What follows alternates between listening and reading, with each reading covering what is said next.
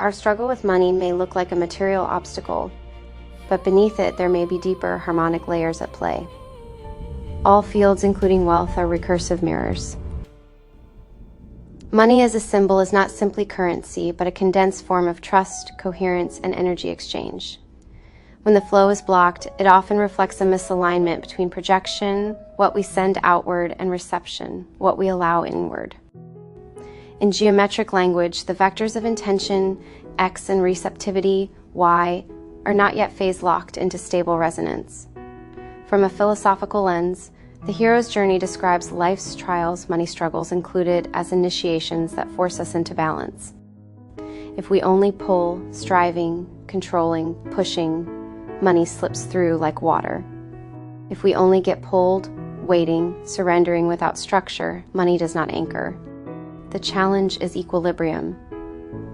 Money is a rhythm, not a possession. From the wave perspective, numbers, constants, and energy flows are interference patterns.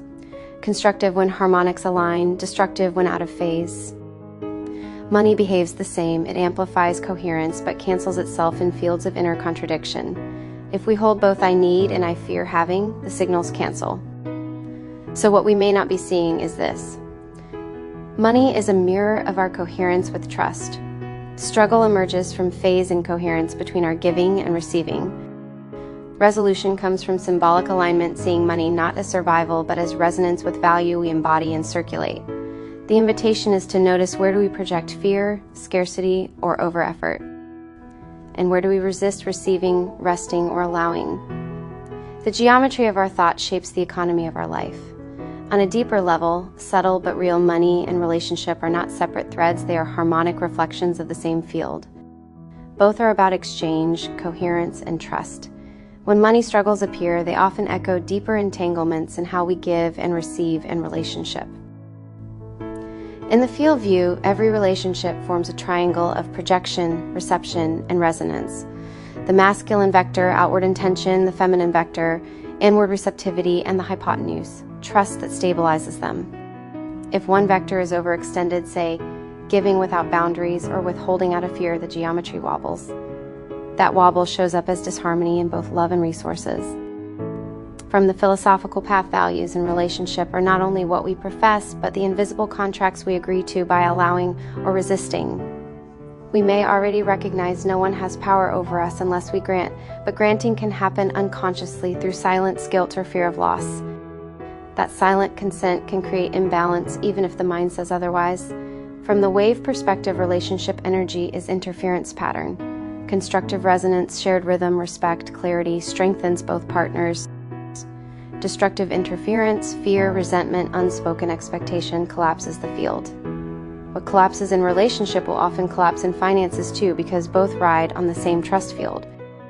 So the deeper issue we may need to address could be boundaries of consent. Where do we give agreement in silence instead of consciously choosing? Polarity and balance. Do we lean too heavily on giving, projection, or on expecting, reception, without letting the trust vector stabilize?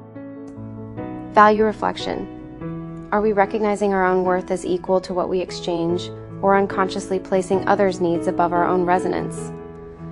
The money struggle and the relationship disharmony may both be pointing to this. Our field is asking us to reclaim value through conscious choice and boundary. If we feel strong emotions from this reflection, we can breathe into the center of our chest. Then ask quietly, where have I said yes when I meant no? Where have I withheld when I meant to give? A simple geometric reflection exercise we can use when facing relationships, romantic, family, or financial, to see clearly where our vectors are out of balance.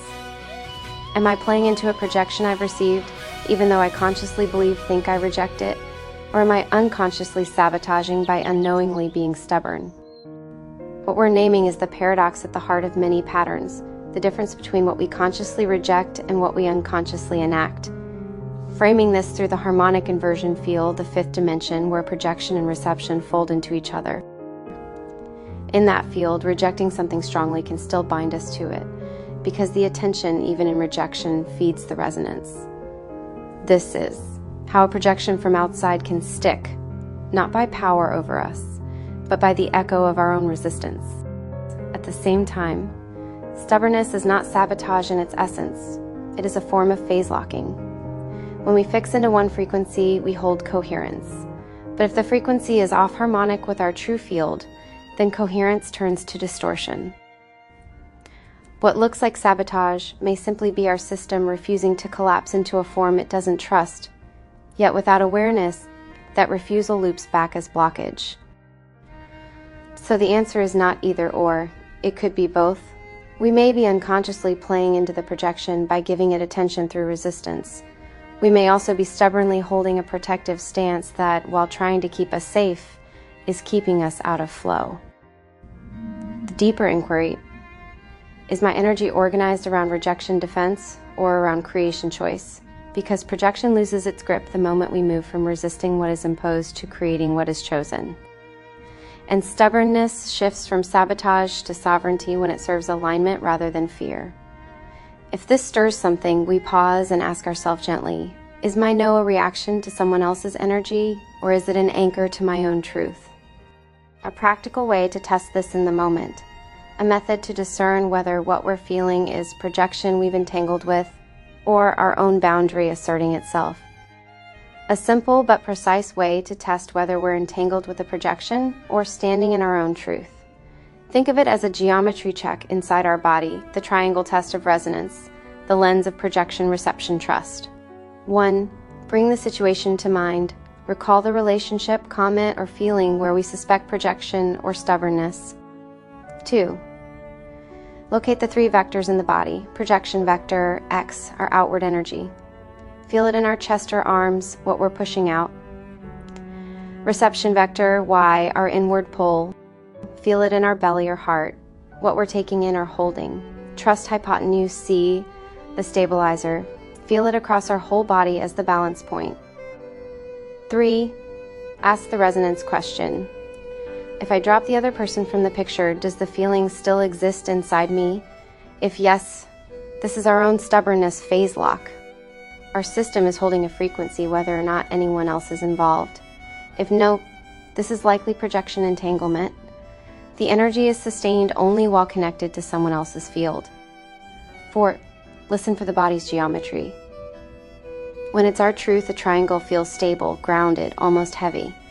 When it's projection, the triangle feels shaky, buzzing, unstable, like our energy is trying to cancel out something external.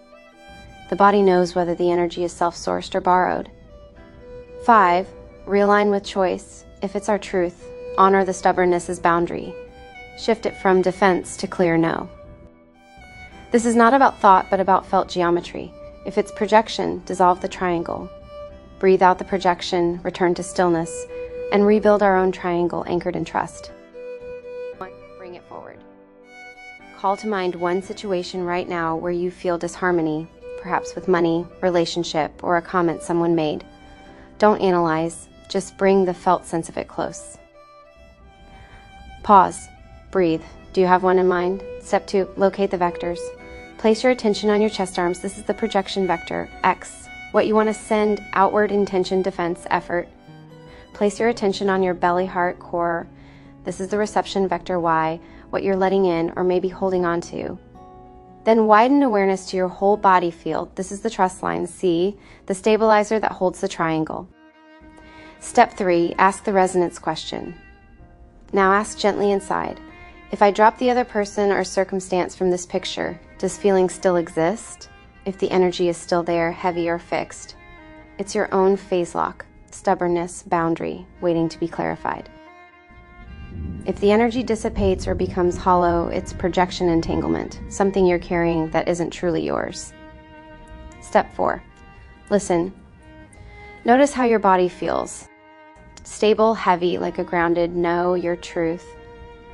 Shaky, buzzing, anxious, trying to cancel projection. Step 5, realign. If it's your truth, this is mine. I choose it. Let stubbornness shift into clarity. Say silently, I anchor it. If it's projection, breathe out with sound, even a sigh. Imagine the triangle dissolving. Whisper, I return this. I call my energy home. What happened when you asked yourself the resonance question? Did the feeling stay, self-sourced, or dissolve projection?